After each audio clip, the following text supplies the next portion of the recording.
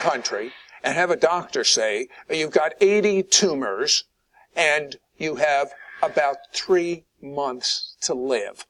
Good opportunity to be fearful. What happened to you, Gary? Sid, God gave me such a conviction in my spirit that it was not cancer, and it turned out it wasn't. I'm the only white person alive that they have diagnosed this disease with anywhere that they know of in the East Coast. And now they found that the last time they did an MRI of my lungs, there's down to 2 the size of a pinpoint. No chemotherapy, nothing whatsoever. God just moved miraculously in a supernatural way. But the real that God has done that is so critical in this is that when there is a voice of fear, it can be a diagnosis for many in these countries that you reach into. It can be a juju. It can be someone who's bringing curse of decrees of death upon a person. It can be the fear of treading into areas of reaching their family's history that has created such a torment in their life. You find out heart trouble runs in a family. A doctor That's right. says, oh, tell me what was wrong with your father. Yeah. And that's shorthand for saying, I put this curse on you. Right, exactly. And these curses are so real because we adopt them, we accept them as standards, as reality, false evidence appearing real. So, and we need to know the difference, that the greater one lives on the inside of us, that the love of God that has penetrated our hearts is more supernatural than any voice that speaks against us. As a father, I would never put a disease on my child. As a father, I would never see my child go and want. As a father, I'd never see my child go into a car crash, into some disease or some prolific situation that destroys their life. And that's how God's love is in us. It is the power of God to rise up and conquer fear, because perfect love casts out all fear. But you must understand that fear is a voice that wants to paralyze us from the purpose and plan of God in our life. If we are stopped by fear at any juncture, we are not able to take the next steps.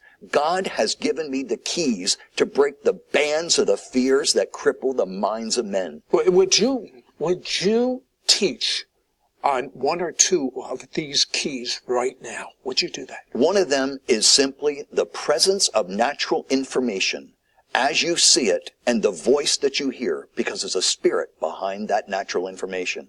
And God's given us power. It says in Romans chapter 8, God never gave us a spirit of bondage again to fear, but one that cries out, Abba Father, Daddy God, that we are not limited. So there's a spirit that induces fear.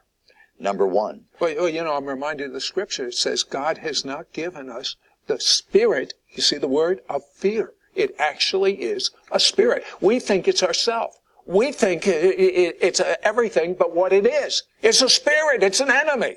And it must be conquered. And it's conquered by the indwelling nature of Christ within us, the action on his name, the name Jesus, Yeshua, and the power of the Spirit that God has given to us.